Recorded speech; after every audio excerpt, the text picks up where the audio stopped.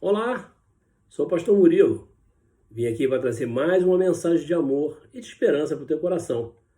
Vale a pena crer.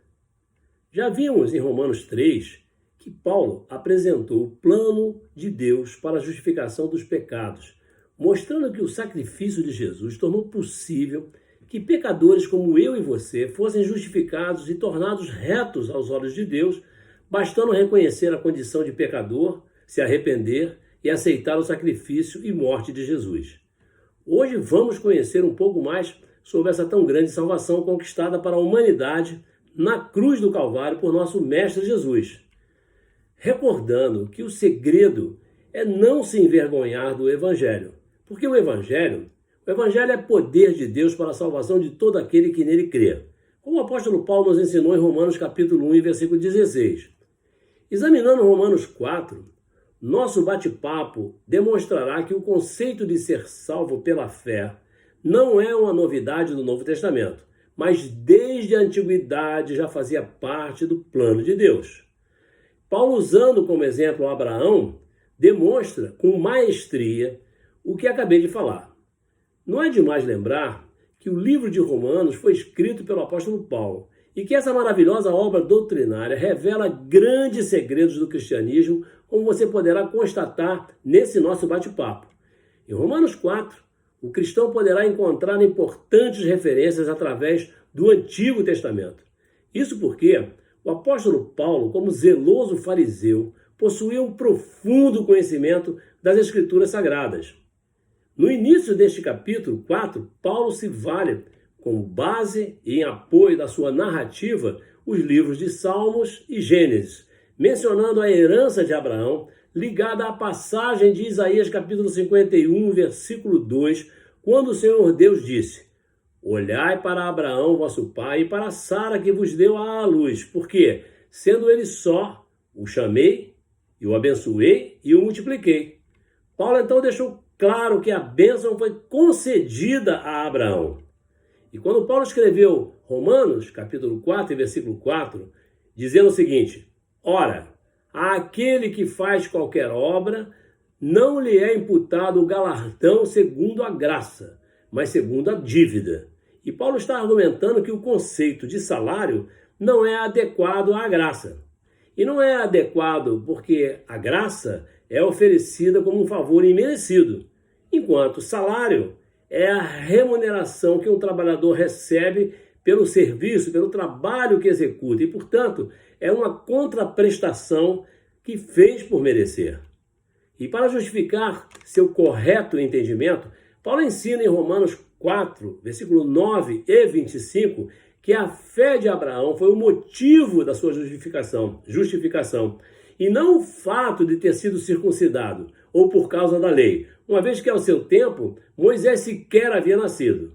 Em Romanos 4, versículo 6, o apóstolo escreveu: assim, também Davi declara: bem-aventurado o homem a quem Deus imputa a justiça sem as obras. E nesse versículo, Paulo está referenciando Salmos 32, versículos 1 e 2. E é oportuno dizer que esse Salmo 32 é referência, porque Davi sabia que a justiça de Deus não era concedida em face das obras. Em Romanos 4, versículo 10, Paulo, mostrando sua erudição, adquirida sobretudo pela leitura e pelo estudo acadêmico, direcionado ao profundo conhecimento sobre o Antigo Testamento, explica que antes da circuncisão de Abrão, ele já havia sido justificado pela fé. Em Romanos 4, versículos 11 e versículo 13 e 14, Paulo faz referência à antiga aliança, citando Gênesis, capítulo 17, versículo 10, Gênesis 17, capítulo 17, versículo 4 e 6, e Gênesis, capítulo 3, versículo 18, respectivamente, mostrando que a circuncisão foi apenas um símbolo da aprovação de Abraão. Por outro lado, para que não reste dúvida a você, não deixe de examinar Gênesis 17, versículo 9 e 12, porque nesses versículos você vai ver que ficou comprovado que Abraão foi justificado por Deus antes mesmo de ter sido circuncidado. Vimos que Paulo encerrou Romanos capítulo 3 com a afirmação de que a fé confirma e não anula a lei. Aqui, nesse momento, Paulo continua o seu argumento citando o exemplo do pai do povo da aliança, Abraão. Todos os judeus respeitam profundamente até hoje o pai de sua nação, mostrando que Abraão foi justificado por fé e não por obras da lei. E assim Paulo reforça sua defesa no Evangelho entre os judeus.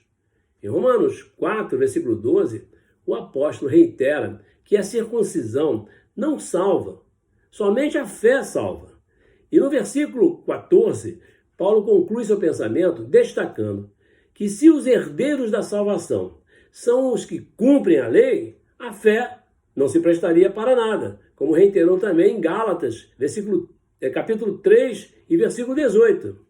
Ao grafar a frase está escrito em Romanos 4, versículo 18 e 19, Paulo faz referência a Gênesis, capítulo 17, versículo 5.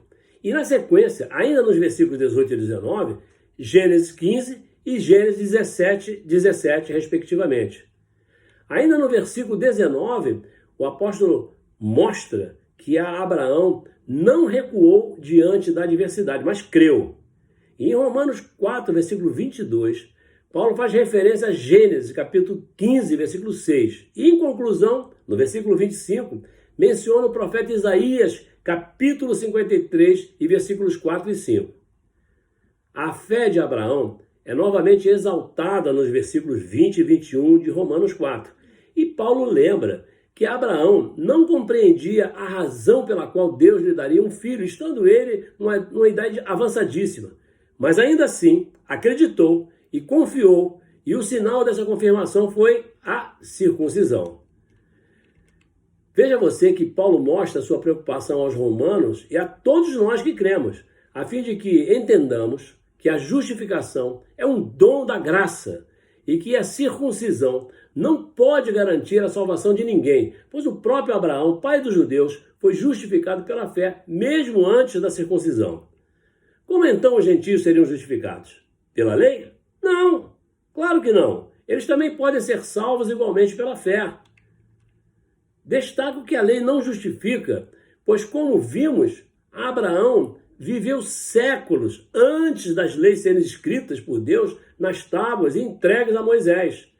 A fé salvadora é aquela fé no nosso Mestre Jesus, o doador da vida, que ressuscitou para nos ensinar exatamente o que acabamos de ouvir e que está grafado em Romanos capítulo 4, versículos 19 a 24. E no último versículo de Romanos 4, Paulo faz a apologia de Cristo, uma defesa apaixonada do nosso Mestre, porque Jesus, mesmo inocente, foi julgado, injustamente condenado e crucificado, mas ressuscitou, está aqui no meio de nós e ressurgiu dos mortos, tudo para a causa da nossa justificação, significando que nosso Mestre Jesus fixou com êxito as bases, os fundamentos da nossa salvação.